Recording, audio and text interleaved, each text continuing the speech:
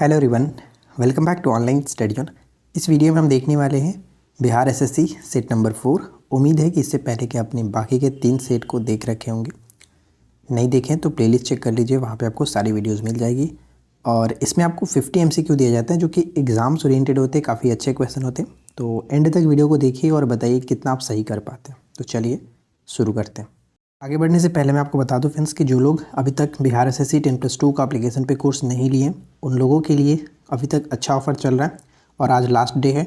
299 का कोर्स सिर्फ और सिर्फ आपको 99 में मिल रहा है। पूरी स्टडी मटेरियल 99 में मिल जाएगी। तो देर बिल्कुल भी नहीं करना, जा करके अभी के अभी ज्वाइन कर लीजिए, क्योंकि ये लिमिटेड ऑफर है। आज सिर्फ और सिर्फ 12 बजे रात तक रहने वाला है। इसमें आपको बहुत सारी चीज़ें मिल जाती है जो कि आपके एग्ज़ाम्स के लिए है और इसी पे फोकस किया गया। तो वीडियो के नीचे डिस्क्रिप्शन एप्लीकेशन का लिंक है, डाउनलोड करिए। पेड कोर्स में जाकर के आप ज्वाइन कर सकते हैं। प्रश्न है कि निम्नलिखित में से किसे स्वर्ग से उत्पन्न सेनानायक कहा गया? स्वर्ग से उत्पन्न सेनानायक किसे कहा गया? इस प्रश्न का राइट आंसर हो जाएगा option B, Robert Clive. Robert Clive, जिसमें बंगाल में द्वैत शासन को लागू किया था और वारन हेस्टिंग्स ने इसको समाप्त किया था। तो ये चीज़ इंपॉर्टेंट है, हमेशा पूछा जाता रहता है, ध्यान रखिएगा। अगला है कि किस शासक ने ईस्ट इंडिया कंपनी को दीवानी प्रदान की थी? किस शासक ने ईस्ट इंडिया कंपनी को दीवानी प्रदान की थी? यहाँ पे हमारा करेक्ट आंसर होगा ऑप्शन सी, शाह आलम द्वितीय। शाह आलम द्वितीय बिल्कुल सही आंसर होगा, जो कि आपको पता होगा इलाहाबाद की संधि, जिसके बारे में हम यहाँ पे देख लेते हैं।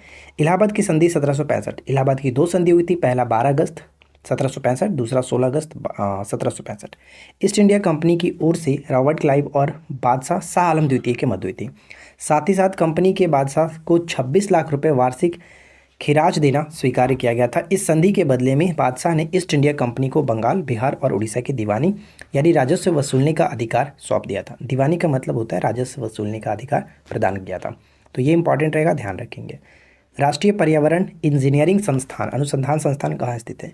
जिसको हम लोग नीरी के नाम से जानते हैं, ठीक है, NEERI, नीरी के नाम से जाना जाता है।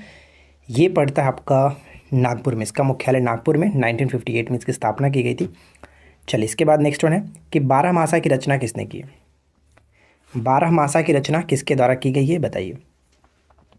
तो 12 मासा की रचना मलिक मोहम्मद जैसी ने किया, यानी ऑप्शन सी बिल्कुल सही आंसर होगा। नेक्स्ट प्रश्न ये कि भारतीय संविधान का ब्लूप्रिंट समझा जाता है। भारतीय संविधान का ब्लूप्रिंट किसको समझा जाता है? भारतीय संविधान का जो सबसे गहरा प्रभाव पड़ा है वो इसी अधिनियम के द्वारा, भारत सरकार अधिनियम 1935 के द्वारा। यहाँ पे बी बिल्कुल सही आंसर होगा। भारत सरकार अधिनियम 1935 के द्वारा 1937 में पहला संघीय जो न्यायालय है दिल्ली में स्थापना की गई थी। वर्मा को अलग कर दिया गया था इसके द्वारा। ये 2 महत्वपूर्ण प्रश्न इससे हमेशा पूछे जाते हैं, इसको याद रखना है। अगला है कि जब कोई वस्तु चंद्रमा से पृथ्वी पर स्थानांतरित की जाती है, यानी चंद्रमा से पृथ्वी पर कोई सी वस्तु को लाया जाता है, तब क्या होगा? ये प्रश्न देखिए ऑलरेडी आपका बिहार एसएससी प्री में पूछा गया था, इसी टाइप के प्रश्न पूछे गए थे, ठीक है। तो यहाँ पे अगर हम बात करेंगे तो सही आंसर क्या होगा? करेक्ट आंसर होगा कि भार हमेशा बदलता है लेकिन द्रव्यमान स्थिर रहता है। तो पृथ्वी पर इसका भार तो बढ़ जाएगा लेकिन इसका द्रव्यमान स्थिर रहेगा। तो यहाँ पे हमारा ऑप्शन डी बिल्कुल सही आंसर होगा। ऑप्शन डी को टिक करेंगे। पूरे वर्ष एक ही दिशा में प्रवाहित होने वाली जो पवन होती है उसे हम किस नाम से जानते हैं? पूरे वर्ष एक ही दिशा में प्रवाहित होने वाली जो पवन होती है उसे हम लोग किस नाम से जानते हैं? उसे सनातनी पवन कहते हैं। सनातनी पवन, ऑप्शन बी को टिक करेंगे। अगला प्रश्न है कि भारतीय संविधान में कौन सा मौलिक अधिकार बताता है कि सभी व्यक्तियों को देश के कानूनों द्वारा समान रूप से संरक्षित किया जाएगा? समान रूप से संरक्षित किया जाएगा। तो ध्यान दीजिएगा कि आर्टिकल जो 14 से 18 हम देखते हैं, यानी समानता का अधिकार, जिसमें क्या कहा जाता है कि सभी व्यक्तियों को देश के कानूनों द्वारा समान रूप से समझा जाएगा। यहाँ पे हमारा सही आंसर हो जाएगा ऑप्शन ए, ठीक है, समानता का अधिकार। ईस्ट इंडिया कंपनी और पुर्तगालियों के बीच स्वाली की लड़ाई कब हुई थी? स्वाली की लड़ाई कब हुई थी? तो ध्यान रखिएगा, स्वाली की जो लड़ाई हुई थी वो 1612 में हुआ था। 1612, यहाँ पे ऑप्शन ए को टिक करेंगे। स्वाली की लड़ाई 1612 ईस्वी में। अगला है कि फोर्ट सेंट जॉर्ज भारत में अंग्रेजों द्वारा बनाया गया पहला किला था। ये किस स्थान पर बनाया गया? फोर्ट सेंट जॉर्ज भारत में अंग्रेजों द्वारा बनाया गया पहला किला रहा। ये किस देश में, यानी सॉरी किस राज्य में स्थित है, ये आपको बताना है। तो ध्यान रखेंगे, फोर्ट सेंट जॉर्ज जो है ये आपका मद्रास में स्थित है। यहाँ पे सी होगा, जो कि भारत में पहला किला था अंग्रेजों के द्वारा बना हुआ। याद रखना, अंग्रेजों के द्वारा बना हुआ फोर्ट सेंट जॉर्ज मद्रास में। यहाँ पे देख सकते हैं कि फोर्ट सेंट जॉर्ज भारत का पहला अंग्रेजी किला है जिसकी स्थापना 1644 में मद्रास के तटीय शहर आधुनिक जो कि शहर चेन्नई में की गई थी। किला अब तमिलनाडु राज्य की विधानसभा के लिए एक प्रशासनिक मुख्यालय के रूप में कार्य करता है, ये भी याद रखेंगे, ध्यान रखिएगा। अगला है कि फ्लोएम निम्नलिखित में से किस में पाया जाता है। फ्लोएम जो होता है वो निम्नलिखित में से किस में पाया जाता है। तो फ्लोएम जो होता है वो पौधों का एक भाग होता है, यानी सिर्फ और सिर्फ पौधों में ही देखने को मिलता है। यहाँ पे सही आंसर हो जाएगा ऑप्शन ए, फ्लोएम जाइलम आपको पढ़ा होगा। फ्लोएम के द्वारा खाद्यों का स्थानांतरण होता है अलग अलग भागों में, जबकि जाइलम के द्वारा सिर्फ और सिर्फ पानी का स्थानांतरण होता है। तो यहाँ पे हम कहेंगे ऑप्शन ए होगा, ये सिर्फ और सिर्फ पौधे के भाग होते हैं। डांडेली वन्यजीव अभयारण्य किस राज्य में स्थित है। डांडेली वन्यजीव अभयारण्य भारत के किस राज्य में स्थित है, ये आपको गेस करना। तो सही आंसर ऑप्शन डी होगा, कर्नाटक। डांडेली वन्यजीव अभयारण्य कर्नाटक में स्थित है। और मैंने आपको बताया था कि वन्यजीव अभयारण्य को आप एक बार अच्छे से पढ़ लीजिएगा क्योंकि इंपॉर्टेंट रहने वाला है। अगला देखिए, इंडियन लिबरल पार्टी किसके द्वारा स्थापित की गई थी। इंडियन लिबरल पार्टी जो किसके द्वारा स्थापित की गई थी। तो यहाँ पे हमारा सही आंसर बनेगा option A, Surendra Nath Banerjee. Option A बिल्कुल सही आंसर है, सुरेंद्र नाथ बनर्जी। चलिए आगे बढ़ते हैं। इसके बाद अगला प्रश्न है कि सैंडस्टोन किस प्रकार की चट्टान है। सैंडस्टोन यानी चूना पत्थर जो है वो किस प्रकार के चट्टान का एक भाग होता है। तो ये अवसादी चट्टान का भाग होता है। अवसादी चट्टान, ऑप्शन हम डी को टिक करेंगे क्योंकि ध्यान रखिएगा आग्नेय और अवसादी से चट्टान से संबंधित जितने भी प्रश्न हैं हम आपको ऑलरेडी करा चुके। चट्टान वाला हमारा आप सीरीज़ देख सकते हैं, यानी चट्टान पर एक अलग वीडियो हमने बनाया, आप उसको देखिएगा। अगला है कि मोतीलाल नेहरू ने कब या फिर कहाँ पर आयोजित 1919 में कांग्रेस अधिवेशन की अध्यक्षता की थी। मोतीलाल नेहरू ने कहाँ के अधिवेशन की अध्यक्षता इन्होंने किया था। तो अमृतसर, ठीक है, अमृतसर में आयोजित 1919 के कांग्रेस अधिवेशन की अध्यक्षता इन्होंने किया था। नीमो बाजुको नामक बांध किस नदी पर बनाया गया। नीमो बाजुको जो बांध है वो किस नदी पर बनाया गया, ये आपको बताना। तो ध्यान रखिए, नीमो बाजुको जो बांध है इसका संबंध हो जाएगा सिंधु नदी पर, ये जम्मू कश्मीर में सिंधु नदी पर है। Option A. Great barrier reef बताइए किसके तट पर स्थित है। ग्रेट बैरियर रीफ, और ये one of the most important question है, हमेशा रिपीट होता रहता है। ग्रेट बैरियर रीफ का संबंध हो जाएगा पूर्वी ऑस्ट्रेलिया। पूर्वी ऑस्ट्रेलिया, यहाँ पे ऑप्शन सी है होगा सही आंसर। अगला है कि निम्नलिखित में से संविधान सभा की संघ संविधान समिति के अध्यक्ष कौन थे। जो अलग अलग समिति बनी थी उसके संघ संविधान समिति के अध्यक्ष कौन थे। तो जब भी बात संघ की आती है तो वहाँ पे जवाहरलाल नेहरू को टिक करेंगे, यहाँ पे सी बिल्कुल हमारा सही आंसर हो जाएगा। और साथ ही साथ यहाँ पे मैं आपको कुछ और भी बताता हूँ, जैसे देखिए संघ संविधान समिति के अध्यक्ष तो जेएलएन हो गए। प्रारूप समिति के अध्यक्ष कौन थे, भीमराव अंबेडकर थे। झंडा समिति के अध्यक्ष जेवी कृपलानी, और मौलिक अधिकार व अल्पसंख्यक समिति के अध्यक्ष जो थे वो सरदार वल्लभ भाई पटेल थे। ये भी बहुत इंपॉर्टेंट है, हमेशा रिपीट होता है। इसके बाद हमारा अगला प्रश्न है कि निनाई जलप्रपात निम्नलिखित में से किस नदी के जल क्षेत्र पर स्थित है। निनाई जलप्रपात, निनाई जलप्रपात जो पड़ता है ऑप्शन सी होगा, नर्मदा नदी। निनाई जलप्रपात नर्मदा नदी, ऑप्शन सी।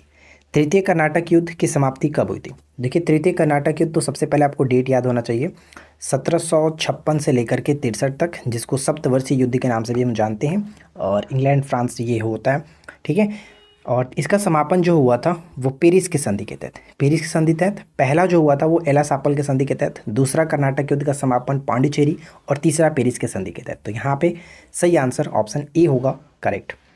चलिए इसके बाद अगला है कि किसी तत्व के परमाणु का परमाणु क्रमांक 17 और द्रव्यमान संख्या 36 से उनके न्यूक्लियस में जो न्यूट्रॉन की संख्या वो कितना होगा। उसके न्यूक्लियस में न्यूट्रॉन की संख्या कितना होगा। तो न्यूट्रॉन की संख्या हम कैसे निकालते हैं, द्रव्यमान में से, ठीक है, द्रव्यमान में से घटाया जाता है। तो द्रव्यमान में से अगर हम परमाणु क्रमांक से घटाते हैं, 36 में से 17 घटा देंगे तो 19 यहाँ पे सही हो जाएगा, ऑप्शन सी सही, ठीक है।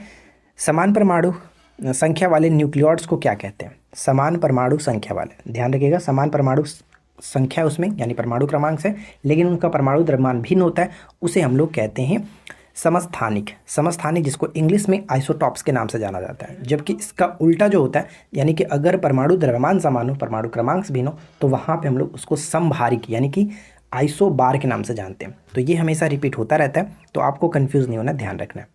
कोशिका में राइबोसोम की अनुपस्थिति में कौन सा कार्य नहीं होगा। अगर कोशिका में राइबोसोम अनुपस्थित है, नहीं है, तो वहाँ पे एक कार्य संपन्न नहीं होता है जिसे हम लोग कहते हैं प्रोटीन संश्लेषण। प्रोटीन संश्लेषण किसका मुख्य कार्य होता है, राइबोसोम का मुख्य कार्य होता है। हमेशा प्रश्न ये बनता है। अगला है कि भारतीय संविधान में उल्लेखित आपातकालीन प्रावधान किस देश के संविधान से लिए गए।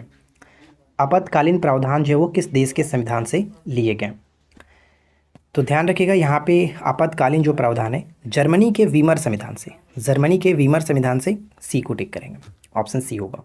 इतिहासकारों ने किसको शांति प्रियता और उदारवादी धार्मिक दृष्टिकोण के लिए उन्हें सम्राट अशोक से तुलना की है? निम्नलिखित में से किसको इतिहासकारों ने शांति प्रियता और उदारवादी धार्मिक दृष्टिकोण के लिए उन्हें सम्राट अशोक से तुलना की है? तो अमोघ वर्ष यहाँ पे बिल्कुल सही होगा, ऑप्शन बी अमोघ वर्ष, ध्यान रखिएगा अमोघ वर्ष। चलिए इसके बाद हम आगे बढ़ते हैं और अगला प्रश्न देखिए। नेक्स्ट प्रश्न है कि भारत में चंदन की लकड़ी में सर्वाधिक वन कहाँ पर पाए जाते हैं? भारत में चंदन की लकड़ी के लिए फेमस आपका कर्नाटक होता है और दक्षिण भारत में कर्नाटक जो कि बहुत ज़्यादा फेमस है।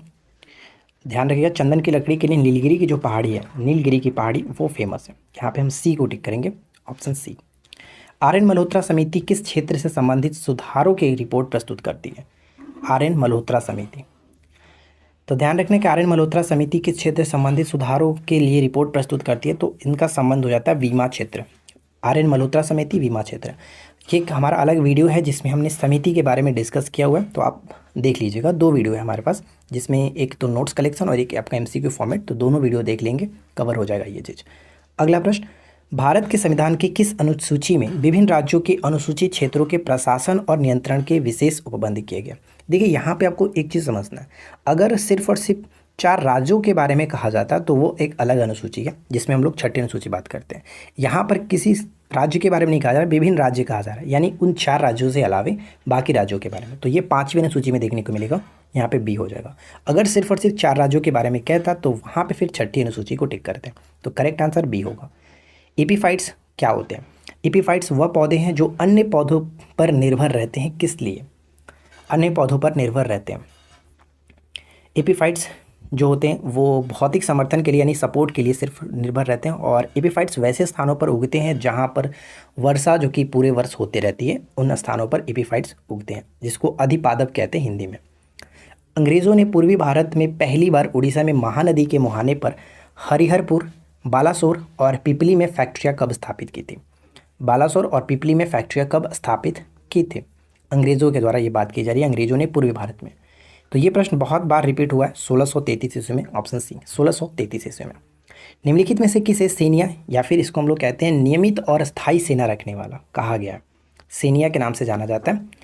हर्यक वंश के जो एक राजा थे जिनको हम लोग बिंबिसार के नाम से जानते हैं, बिंबिसार, यहाँ पे ऑप्शन सी हो जाएगा, बिंबिसार, ऑप्शन सी, जिसको सेनिया के नाम से जाना गया।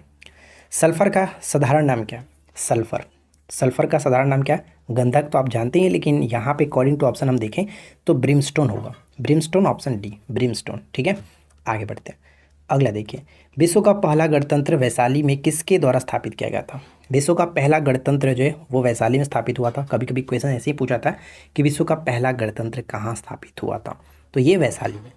अगर हम बात करें कि किनके द्वारा, तो लिच्छवियों के द्वारा। ठीक है, लिच्छवियों के द्वारा, ऑप्शन बी होगा। केसर पौधे की किस भाग से प्राप्त होता है? केसर जो होता है वो पौधे के किस भाग से प्राप्त होता है? ध्यान रखना, केसर के उत्पादन में भारत में जम्मू कश्मीर टॉप पर है। और अगर हम देखें यहाँ पे कि कहाँ पर, तो मतलब कि किस भाग से, तो स्टिग्मा कहते हैं या फिर इसको वर्तिकाग्र कहा जाता है, वर्तिकाग्र या फिर स्टिग्मा। विनायक दामोदर स्वारकर ने मित्र मेला नामक जो संस्था है इसकी स्थापना कब की थी? यही मित्र मेला आगे चलकर अनुशीलन समिति बनी थी। तो यहाँ पे देखें मित्र मेला का जो है वो 1899 बिल्कुल सही आंसर होगा, ऑप्शन डी। अगला प्रश्न ये कह रहा है कि भारतीय राष्ट्रीय कांग्रेस के पहले अध्यक्ष बताइए कि कौन थे? ये क्वेश्चन बहुत इंपॉर्टेंट है, ध्यान रखिएगा। भारतीय राष्ट्रीय कांग्रेस के पहले अध्यक्ष अगर हम देखें तो बहुत सिंपल सा क्वेश्चन भी, आपको पता है कि 1885 में इसका गठन हुआ। पहला जो अधिवेशन हुआ था वो बम्बई में हुआ था। ठीक है, बम्बई में, जिसकी अध्यक्षता कर रहे थे बोमेश चंद्र बैनर्जी यहाँ पे हुआ। प्रथम अंग्रेज अध्यक्ष जॉर्ज ह्यूले, बद्रुद्दीन तैयबजी प्रथम मुस्लिम अध्यक्ष, और प्रथम पारसी अध्यक्ष के रूप में दादा भाई नौरोजी को जानते हैं। तो फिलहाल यहाँ पे इनमें से कोई नहीं, ऑप्शन डी होगा। फतवा-ए-जहानदारी जो निम्नलिखित में से किसके द्वारा लिखी गई पुस्तक है? मैंने मध्यकालीन इतिहास पे जो साहित्यिक पुस्तक है उस पर एक अलग वीडियो बनाया हुआ है, आप उन्हें अगर नहीं देखा है तो ज़रूर देख लीजिएगा। फतवा-ए-जहानदारी जो है वो ज़ियाउद्दीन बर्नी के द्वारा लिखा गया, ज़ियाउद्दीन बर्नी, ऑप्शन बी होगा करेक्ट आंसर। अगला प्रश्न कि कर्नाटक का कंबला जो त्यौहार है किससे संबंधित है? कर्नाटक का कामला जो त्यौहार है वो किससे संबंधित है? तो यहाँ पे हमारा करेक्ट आंसर होगा कर्नाटक का कामला जो है वो भैंसों की दौड़ से संबंधित है। भैंसों की दौड़ से ऑप्शन बी सी होगा। जबकि एक जल्लीकट्टू होता है वो तमिलनाडु से संबंधित है। ठीक है, जल्लीकट्टू तमिलनाडु से। विश्व स्वास्थ्य संगठन WHO यानी कि वर्ल्ड हेल्थ ऑर्गेनाइजेशन का मुख्यालय कहाँ पर पड़ता है, जिसकी स्थापना 7 अप्रैल 1948 को की गई थी। 7 अप्रैल 1948 को, और 7 अप्रैल को विश्व स्वास्थ्य दिवस के रूप में भी मनाते हैं। ध्यान रखेंगे इसकी स्थापना 1948 स्विट्जरलैंड जेनेवा में इसका मुख्यालय है, ऑप्शन सी। अगला है कि सुमेलित नहीं है। बताइए कि निम्नलिखित में से कौन सुमेलित नहीं है? निर्मल हृदय की स्थापना जो कि मदर टेरेसा ने किया था, सदाकत आश्रम डॉक्टर राजेंद्र प्रसाद, पवनार आश्रम विनोबा भावे, यानी तीनों के तीनों बिल्कुल सही है। ऐसा इसमें कोई नहीं है जो कि गलत हो, तो इनमें से कोई नहीं, ऑप्शन हम डी को टिक करके आगे बढ़ेंगे। इनमें से कोई नहीं। गांधी शांति पुरस्कार की शुरुआत कब हुई थी? ये प्रश्न भी इंपॉर्टेंट है और खास करके इसका करंट हमेशा पूछाता रहता है। गांधी शांति पुरस्कार की शुरुआत कब हुई थी? तो 1995 में। गांधी शांति पुरस्कार 1995, ऑप्शन बी होगा। अंडमान को निकोबार से कौन सा जल स्रोत पृथक करता है? अंडमान को निकोबार से कौन सा जल स्रोत अलग करता है? 8 degree channel, 9 degree channel, 10 degree channel, ये तीनों मैंने आपको कराया हुआ। तो यहाँ पे देखिए 10 डिग्री चैनल की अगर हम बात करते हैं तो छोटा अंडमान कार निकोबार को अलग करता है, यानी 10 डिग्री चैनल यहाँ पे बिल्कुल सही आंसर होगा। जबकि मालदीव और मिनिकॉय, ठीक है, मालदीव और मिनिकॉय को 8 डिग्री, जबकि 9 डिग्री जो चैनल है वो लक्षद्वीप को मिनिकॉय से अलग करता है। तो ये तीनों इंपॉर्टेंट है, रिपीट होता रहता है। अगला देखिए क्या है कि वर्ल्ड डेवलपमेंट रिपोर्ट किसका वार्षिक प्रकाशन है? वर्ल्ड डेवलपमेंट जो रिपोर्ट है वो किसके द्वारा हर वर्ष प्रकाशित किया जाता है? वार्षिक प्रकाशन है। तो ये IBRD बिल्कुल सही आंसर होगा, IBRD, ऑप्शन ए। नेक्स्ट प्रश्न कि किस भारतीय राज्य में दूसरी सबसे लंबी मुख्य तटीय भूमि रेखा है? किस भारतीय राज्य में दूसरी सबसे लंबी मुख्य भूमि का तटीय रेखा? पहला हम जनरली जानते हैं गुजरात, सबसे ज़्यादा गुजरात, लेकिन यहाँ पे दूसरा पूछा रहा है तो आंध्र प्रदेश। अगर प्रश्न में पूछा था कि दक्षिण भारत का सबसे बड़ा समुद्री तट रेखा वाला राज्य कौन सा, तो वहाँ पे आंध्र प्रदेश टिक कर सकते थे। तो फिलहाल यहाँ पे दूसरा है, ऑप्शन डी हो जाएगा। अगला है कि नीचे दिए गए विकल्पों में से किसे हार्बर वेव के नाम से जानते हैं? हार्बर वेव के नाम से जाना जाता है। तो समुद्र के भीतर जो भूकंप होता है उसे हार्बर वेव कहते हैं। यहाँ पे ए हो जाएगा बिल्कुल करेक्ट आंसर। बौद्ध गुफाओं के लिए प्रसिद्ध कार्ले किस राज्य में स्थित है? बौद्ध गुफाओं के लिए प्रसिद्ध कार्ले जो है वो किस राज्य में स्थित है? तो यहाँ पे हमारा सही आंसर महाराष्ट्र हो जाएगा, महाराष्ट्र, ऑप्शन ए। ठीक है, महाराष्ट्र। निम्नलिखित में से किसे मार्स गैस भी कहा जाता है? मार्स गैस के नाम से किसको जानते हैं? तो ध्यान रखना है कि मार्स गैस के नाम से हम लोग जानते हैं मीथेन को, यानी कि CH4, जिसको मीथेन गैस को ही मार्स गैस कहा जाता है। तो ऑप्शन सी हो जाएगा। पारिस्थितिकी तंत्र किसके मिलकर के बनता है? पारिस्थितिकी तंत्र जो वो किससे मिलकर के बनता है? पारिस्थितिकी जो लूसेंट में आपको टॉपिक दिया गया, यानी लूसेंट में जो अब अलग एक चैप्टर ही बनाया गया इकोलॉजी पारिस्थितिकी करके, तो आप उसको ज़रूर पढ़ लीजिए क्योंकि उससे बहुत सारे प्रश्न आपको पेपर में देखने को मिल जाएंगे। तो यहाँ पे देखिए पारिस्थितिकी तंत्र जो होता है वो जीवीय समुदाय और उनके निर्जीव घटक इन सभी से मिलकर के बनता है। तो यहाँ पे बिल्कुल सही होगा, ऑप्शन ए। अगला है कि पारिस्थितिकी प्रणाली में प्राथमिक उत्पाद कौन होते हैं? पारिस्थितिकी प्रणाली में प्राथमिक उत्पाद कौन होते हैं? एक उत्पादक होता है, यानी एक उत्पाद, दूसरा उपभोक्ता और तीसरा अपघटक होता है। तो यहाँ पे उत्पादक की बात करें तो जितने भी पादप आते हैं, जितने भी पादप यानी कि पेड़ पौधे, हरे पेड़ पौधे, ये सब पादप के अंतर्गत आते हैं, यानी ऑप्शन बी हो जाएगा। लास्ट क्वेश्चन ये है हमारा कि भारत के विभाजन के लिए 3 जून 1947 ईस्वी को बनाई गई योजना को क्या कहते हैं? इसी योजना को 3 जून योजना के नाम से भी जाना जाता है, या फिर ऐसे पूछा जाता है कि 3 जून योजना को किसने प्रस्तुत किया था, इसकी घोषणा किसने किया था? तो ध्यान रखना है कि 3 जून योजना का संबंध हो जाता है माउंटबेटन योजना, यानी ऑप्शन डी हो जाएगा माउंटबेटन के साथ, लॉर्ड माउंटबेटन, ऑप्शन डी। ठीक है फ्रेंड्स, तो उम्मीद है कि यहाँ पे आपको 50 क्वेश्चन अच्छे से कवर हो गए होंगे। वीडियो पसंद आया हो तो लाइक एंड शेयर करिएगा। चैनल पे पहली बार है सब्सक्राइब करके नोटिफिकेशन बेल आइकन को ऑल पे सेट करिए ताकि आने वाली वीडियो की नोटिफिकेशन आपको मिलती रहे। तो मिलते हैं हम लोग इसके नेक्स्ट वीडियो में नेक्स्ट टॉपिक के साथ। Thanks for watching, keep learning, have a good day.